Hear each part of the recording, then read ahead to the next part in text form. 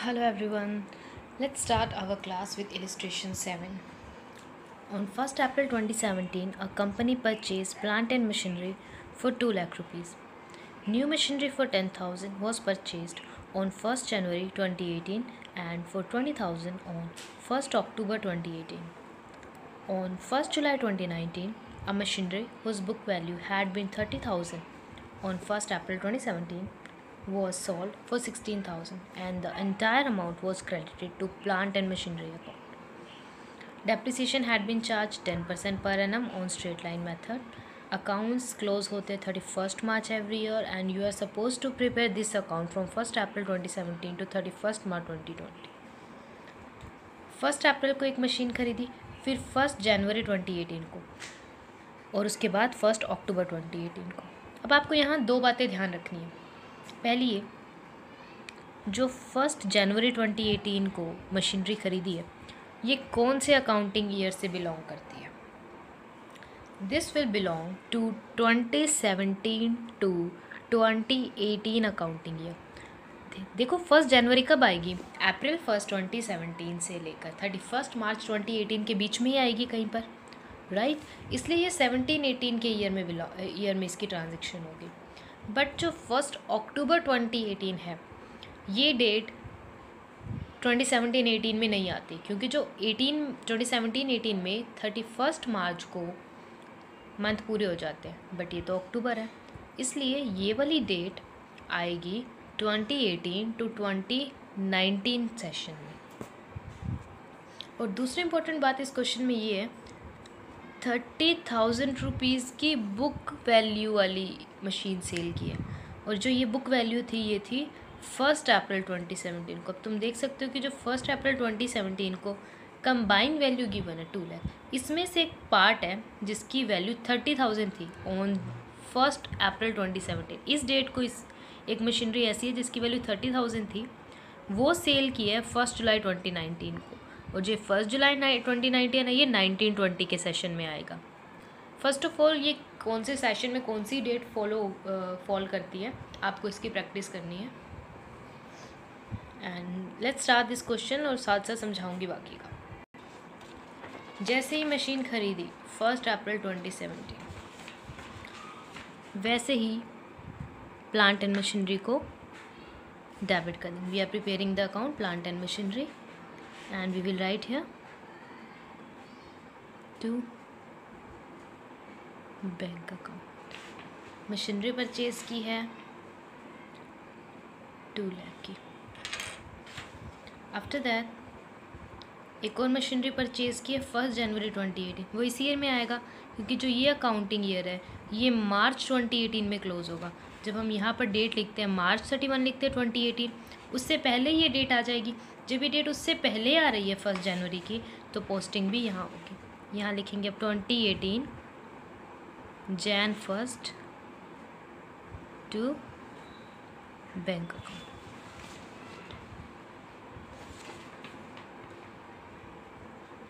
Now we will write the depreciation here.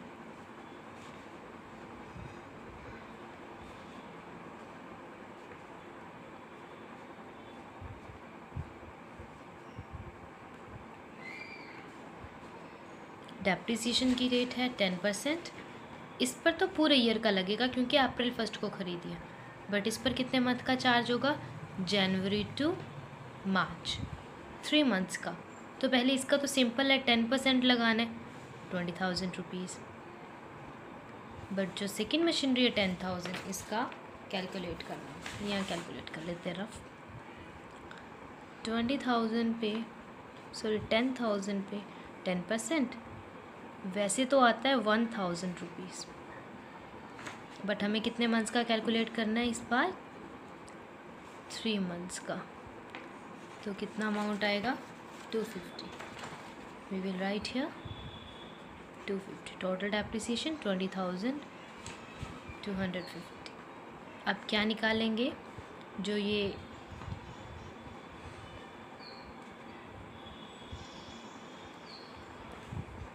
Assets हैं 31st मार्च को कितनी वैल्यू की है वो कैलकुलेट करेंगे. 2 लाख में से 20,000 को माइनस कर देंगे और 10,000 में से 250 को माइनस कर देंगे।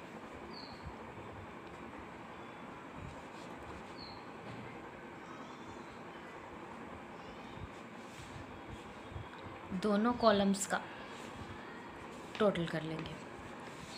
यहाँ पर भी दोनों कॉलम्स का टोटल कर लेंगे। अभी 31 मार्च है, यहाँ पर क्या आएगा 2018 April 1 we will write here to balance BD। जो लास्ट ईयर का क्लोजिंग बैलेंस होता है वो इस ईयर का ओपनिंग बैलेंस होगा।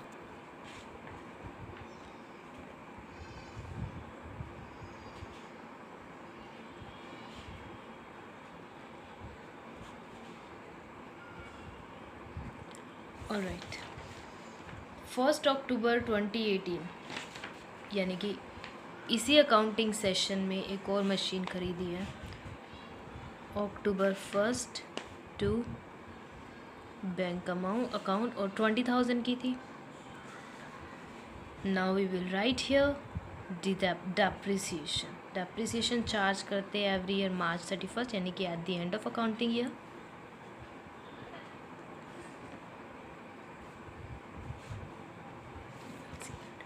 सेल कब किया हमने 1 जुलाई, तो ये तो नेक्स्ट ईयर से बिलोंग करेगा, तो हम ठीक कर रहे हैं।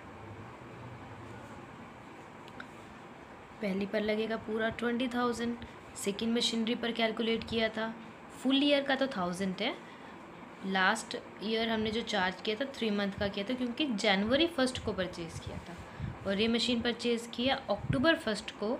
तो इस मशीन पर जो डेप्रिसिएशन लगेगा इस ईयर तो 6 मंथ का लगेगा, बट वैसे कितना लगेगा फुल ईयर का। तो कैलकुलेट कर लेते हैं। 20,000 10%, वैसे तो ईच ईयर बनता है 2,000, बट बिकॉज इस ईयर 6 मंथ चार्ज करना है तो लगेगा 1,000 rupees.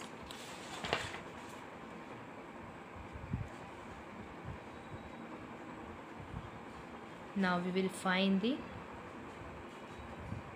closing balance of each of these assets, each of this part.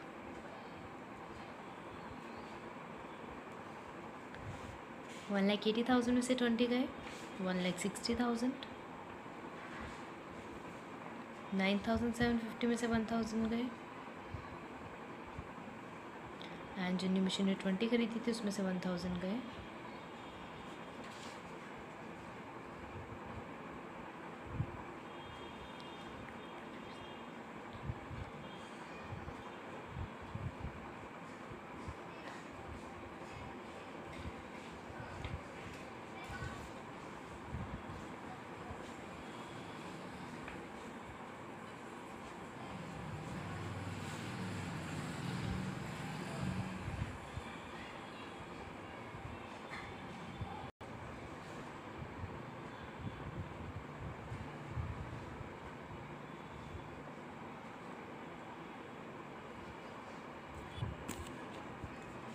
Now जो ये क्लोजिंग बैलेंस है नेक्स्ट ईयर का बनेगा ओपनिंग बैलेंस।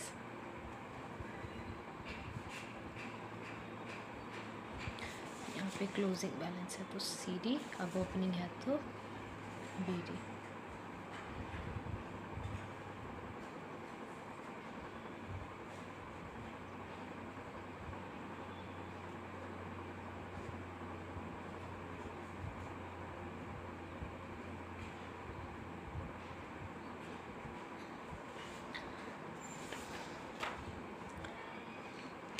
यहाँ पर एक मशीन जो सेल की उसकी बुक वैल्यू गिवन है ना, हमें पता होना चाहिए जो ये बुक वैल्यू है 1 जुलाई 2019 को बुक वैल्यू क्या है, क्योंकि जो ये बुक वैल्यू ये 1 अप्रैल 2017 को है और हमें बुक वैल्यू चाहिए 1 जुलाई 2019 की। क्यों चाहिए?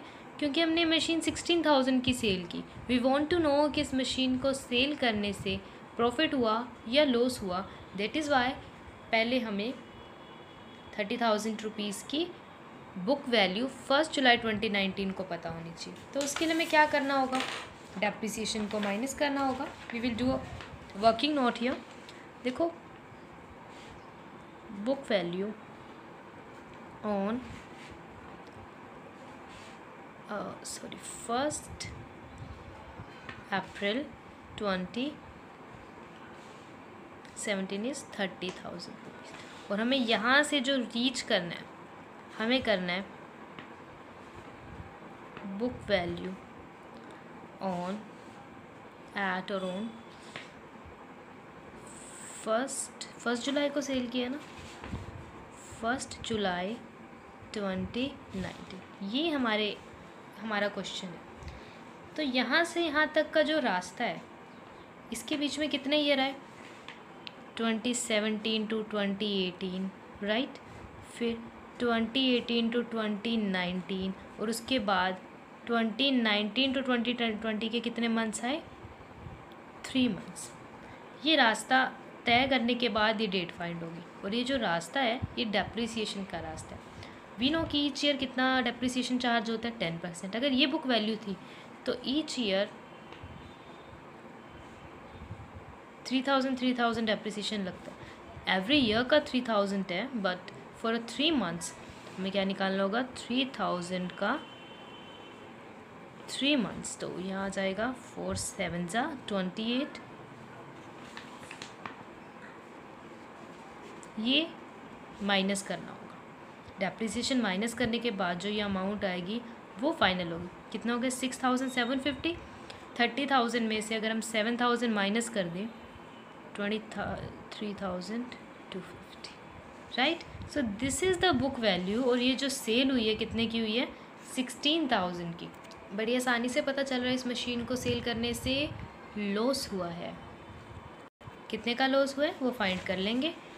23,250 की मशीन सेल की है 16,000 की। तो यहाँ पर कितना अमाउंट है, 13 में से 6 गए 7,250 का। Let's write all these in the account. First of all जो इस 30,000 की जितनी भी थी, हमने जुलाई 1 को सेल की है। जुलाई 1 को तो डेप्रिसिएशन लगेगा ना उस पर्टिकुलर मशीन पर जो सेल कर रहे हैं, और उसका डेप्रिसिएशन हमने अभी कैलकुलेट किया 250, क्योंकि वो मशीन सेल की है। सेल करने से पैसा मिला है 16,000, और अभी हमने कैलकुलेट किया इस मशीन को सेल करने से जो लॉस हुआ है, that loss was 7,250 rupees. After that यहाँ आएगा 2020, we will write here March 31 by depreciation. अब हमें डेप्रिसिएशन चार्ज करना है। अब कितना डेप्रिसिएशन रह गया, सी 2 लाख में से 30,000 की बुक वैल्यू अगर हम माइनस कर दें तो जो डेप्रिसिएशन है 170 पर लगेगा, और 1,70,000 का 10% कितना हो जाएगा, 17,000।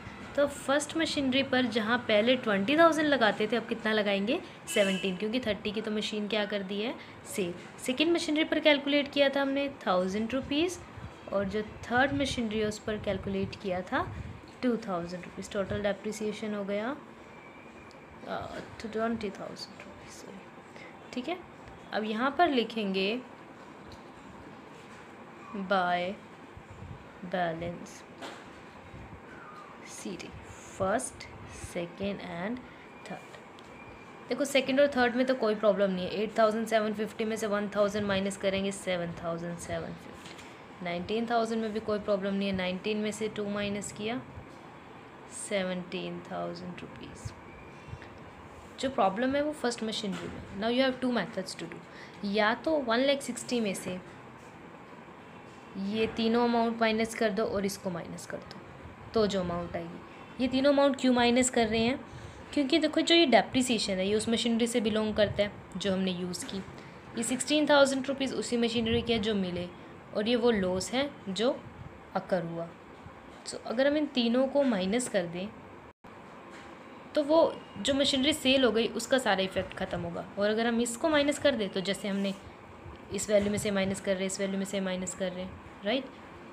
और सेकेंड मेथड जो अवेलेबल है वो है बिल्कुल सेम, जो जिस वैल्यू से हमने अभी ये कैलकुलेट किया था ना, दिस वन, इसी तरीके से हम से उस मशीन का भी कैलकुलेट कर सकते हैं। लाइक 1,70,000 वैल्यू रह गई थी ना, 1,70,000 की एसेट्स हैं। तो इसको अब हमें बुक वैल्यू कब जाननी है, ऑन 31 मार्च 2020। ये बुक वैल्यू कब थी, 2017, 1 अप्रैल 2017। तो बीच में कितना गैप आ गया, 2017 टू 18, 18 टू 19 और 19 टू 20। 3 ईयर्स का डेप्रिसिएशन इसमें से माइनस कर देंगे। 3 ईयर्स का डेप्रिसिएशन माइनस करने के बाद इसका 3 ईयर का डेप्रिसिएशन आएगा 51,000, क्योंकि 1 ईयर का हुआ 17,000 और 3 ईयर्स का होगा 51,000। तो 1,70,000 में से 51,000 को माइनस कर दिया तो आया 1,19,000। और जो सेकंड मेथड मैं बता रही हूँ वो ये होगा, जिससे यहाँ पर बुक वैल्यू कितनी है, 1,60,000 है ना, राइट इट हियर। इसमें से सब माइनस कर दो, 250 प्लस 7 to 5 और 16,000, ये हो गया 8, 24,000। 24,000 माइनस कर दो, 1,36,000 आ जाएगा, राइट। अब उसमें से इस ईयर का डेप्रिसिएशन तो माइनस करने का ना जो मशीन है,